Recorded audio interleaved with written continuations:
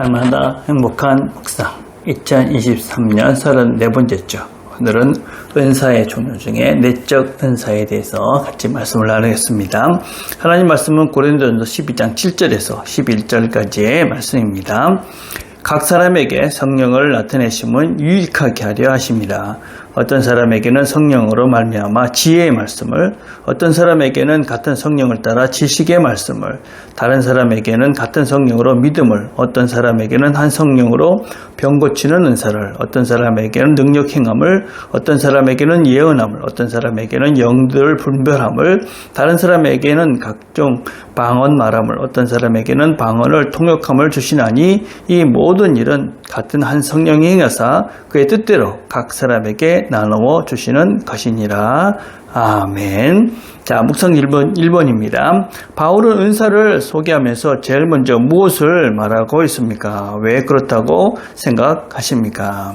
은사는 크게 두 종류가 있다 할 수 있습니다. 내적 은사, 그러니까 보여지지 않는 은사 말씀합니다. 그래서 말씀이나 믿음이나 아니면 우리가 섬김, 봉사, 가르치는 이래서 눈에 보이지 않는, 현상으로 보이지 않는 그런 은사들이 있습니다. 또 보여지는 은사들이 있죠. 방언, 예언, 또 신유, 능력 행하는 것, 이런 것들, 눈에 보이는 은사들이 있습니다. 그런데 실제적으로 문제가 되는, 은사에 문제가 되는 여러 부분들은 다 외적인 은사들입니다. 그래서 우리가 이런 내적인 은사를 먼저 구하고 이것으로 우리 외적인 은사를 분별해내지 않으면 문제가 많이 생길 수가 있다 하는 것을 꼭 명심을 해야 됩니다. 그래서 제일 먼저 은사를 얘기하면서 지혜의 말씀을 이렇게 시작을 하죠. 말씀을 근거로 해서 모든 것들이 시작된다 하는 것입니다. 여러분, 만약에 우리가 이 말씀에 근거되지 않으면, 이 말씀에 근거되지 않는, 그리고 말씀이 없는 그런 은사, 이런 건 단지 현상이다 라고 할 수 있습니다. 성령께서 주시는 이 모든 은사는 말씀에 근거되는 것이다 라는 것을 꼭 기억해야 됩니다. 다른 종교에서도 여러 가지 보여지는 그런 현상들이 있습니다. 그래서 방언도 있고 또 예언도 있고 병 고치는 것도 있고 이런 여러 가지 능력 행하는 일들이 있죠. 그렇지만 우리 기독교에서 말하는 성령이 주시는 은사는 성경에서 말하고 있는, 성경을 근거로 한 그런 것입니다. 그래서 말씀에 근거되지 않는 이런 여러 가지 기적적인 요소들은 현상이지 그것이 은사라고 이야기할 수가 없다. 그래서 그것들을 우리가 바르게 알아야지만이 은사를 사용해서 나 자신과 다른 사람을 유익하게 할 수 있는 것이지, 그것을 만약에 성경에 근거되지 않으면 그건 그냥 나타난 현상 이상의 의미가 없는 것이다 라고 할 수가 있습니다. 두 번째는 이 말씀이 제일 앞서야 된다 하는 것입니다. 우선이다 하는 것입니다. 그래서 눈에 보여지는 것보다 우리는 그런 것에 쉽게 현혹이 될 수 있습니다. 그러나 더 중요한 것은 말씀이기 때문에 그 말씀으로 시작을 해서 말씀으로 모든 것들을 점검해 가야지만이 우리가 바른 은사를 사용해서 너와 또 공동체의 유익을 끼칠 수 있다 하는 것을 꼭 명심을 해야만 합니다. 자, 2번입니다. 성령을 따른 지식의 말씀이란 성경을 바르게 해석할 수 있는 은사를 말합니다. 성경을 바르게 해석하기 위해서 무엇이 필요합니까? 히브리서 5장 13절과 14절을 보면 이는 젖을 먹는 자마다 어린아이니 의의 말씀을 경험하지 못한 자요 단단한 음식은 장성한 자의 것이니 그들은 지각을 사용함으로 연단을 받아 선악을 분별하는 자들입니다. 지식의 말씀, 하나님 말씀을 잘 분별하고 하나님 말씀을 잘 깨달기 위해서 무엇이 필요하느냐?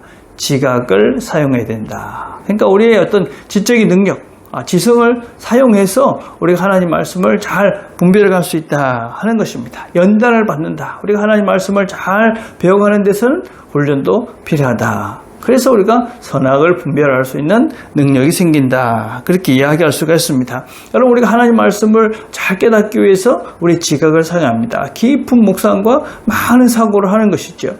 여러분, 그게 바로 복 있는 사람이죠. 복 있는 사람이 무엇입니까? 다른 것이 아니죠. 하나님 말씀을 주야로 묵상하는 자입니다. 그래서 우리가 하나님 말씀을 깊이 묵상할 때 우리는 하나님의 그런 복을 누리는 자 되고, 그것이 바로 하나님의 은사를 주신 것에 따라서 하나님의 복을 누리는 삶으로 연결이 되어집니다. 그래서 우리는 하나님 말씀은 그냥 뚝딱 떨어지는 것이 아니라 깊은 묵상과 또 또 깊은 사고를 통해서 우리 하나님 말씀을 깨달아 가야 되는 그런 훈련의 시간들이 우리 모두에게 반드시 필요하다라고 할 수가 있습니다. 3번입니다. 바울이 말하는 세 번째 은사는 믿음입니다. 이 믿음이라는 말은 충성이라는 말과 동의어입니다. 무슨 의미입니까?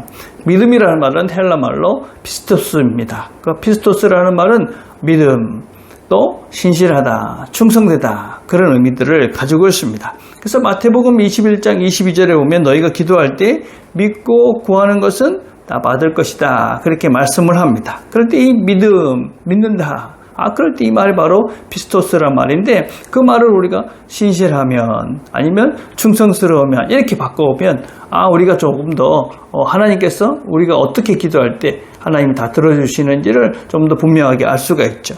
우리가 기도할 때 신실하면, 기도할 때 충성되면 하나님의 뜻대로 살겠습니다. 하나님 말씀하신 대로 내가 신실하게 그렇게 지켜가겠습니다. 그렇게 우리가 그런 마음으로 그런 다짐으로 기도하면 하나님께서 들어주신다 하는 것입니다.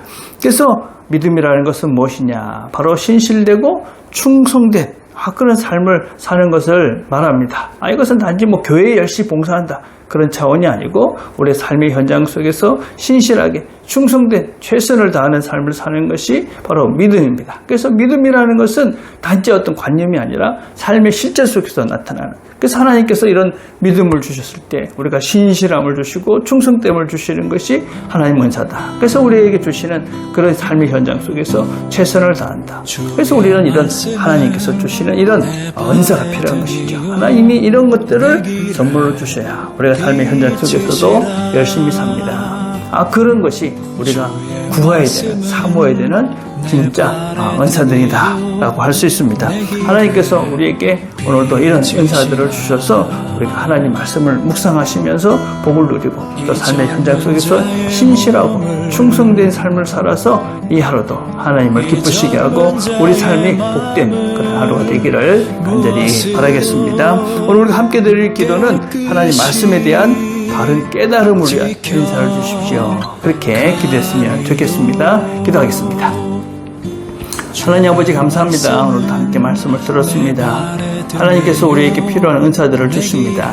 우리에게 주신 은사들을 잘 기억하고 잘 활용해서 내 자신과 공동체의 유익을 위해서 이 은사들을 잘 사용해서 우리 모두가 복된 걸음을 하루하루 살아갈 수 있도록 은혜를 베풀어 주시옵소서. 예수님의 이름으로 기도드립니다.